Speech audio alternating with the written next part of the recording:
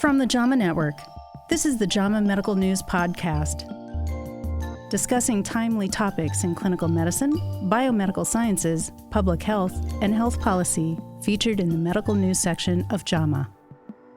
On today's show, we're discussing how genetic differences may influence patients' responses to glucagon-like peptide 1 or GLP-1 receptor agonists. I'm Kate Schweitzer, Associate Managing Editor of JAMA Medical News. Staff writer Samantha Anderer is here to tell us about her story. Sammy, thanks for joining. Thank you, Kate. Happy to be here. So, what did this research reveal about the role of genetics in GLP-1 drug response? Yeah, I wrote about a new study published in Nature that investigated why some people lose more weight or are more prone to adverse effects than others when using GLP-1 drugs. Questions about the genetic influence on GLP-1 drug response have been widely unexplored, even as genes play a known role in treatment response for many other medications. The researchers used data from the consumer genetic testing company 23andMe. They analyzed a sample of about 28,000 people using the GLP-1 drugs semaglutide or tirzepatide. After combining the participant survey responses about the drug's effects with genetic data, the researchers identified two key genetic variants that may influence medication response.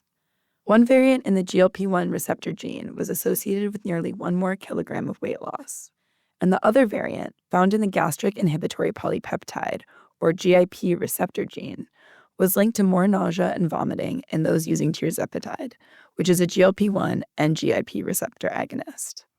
Interesting. Can you tell me more about these variants? Well, the GLP-1 receptor gene encodes for the protein targeted by all GLP-1 drugs, and the researchers identified a variant associated with greater weight loss in both patients using tirzepatide and semaglutide.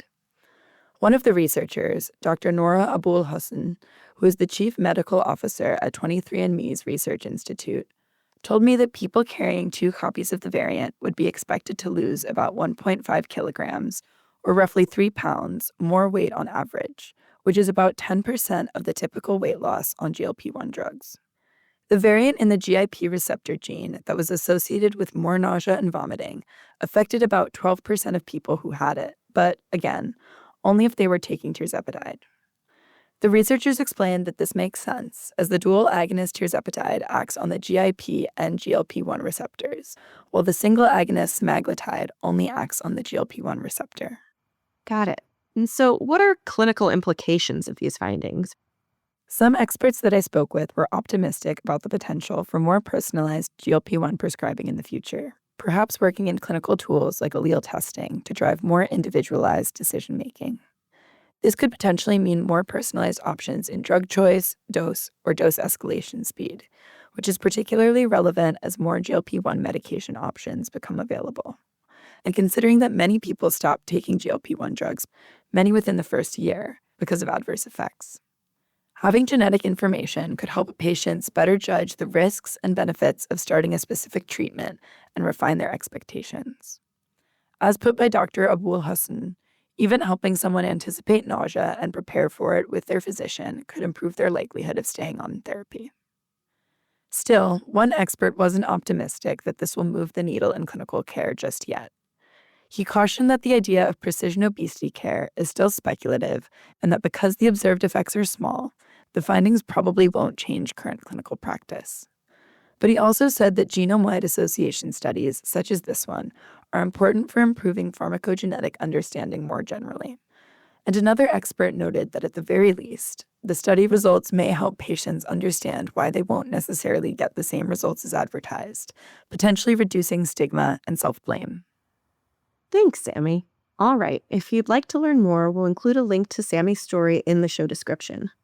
This week, we also published a story that I wrote about children's digital media use and the particularly harmful associations between social media and mental health outcomes. You can find that and all of our stories at jamamedicalnews.com. Thanks to Samantha Anderer for joining me. I'm Kate Schweitzer for JAMA Medical News. This episode was produced by Daniel Lucisi at the JAMA Network. To follow this and other JAMA Network podcasts, please visit us online at jamanetworkaudio.com. Thanks for listening and join us again next week. This content is protected by copyright by the American Medical Association with all rights reserved, including those for text and data mining, AI training, and similar technologies.